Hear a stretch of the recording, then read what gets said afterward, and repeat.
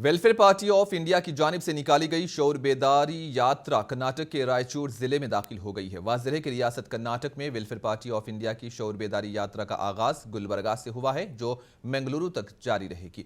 रायचूर दौरे के दौरान WPI के कायदीन ने हिंदुस्तान के दस्तूर साज डॉक्टर BR अम्बेडकर के मुजस्समे की गुलपोशी की। इस मौके पर पार्टी के कायदीन ने एम्स एजिटेशन कमेटी की जानिब से जारी सत्याग्रह कैंप में भी हिस्सा लेते हुए एहतजाजियों से इजहार यगानिगत की। इस मौके पर WPI के रियासती सदर एडवोकेट ताहिर हुसैन ने बात करते हुए कहा कि बढ़ती हुई बेरोजगारी और अशियाए जरूरिया की कीमतों में होने वाले इजाफे से अवाम परेशान है और इस जिमन में अवाम में शौर बेदारी पैदा करने के लिए मुहिम चलाई जा रही है।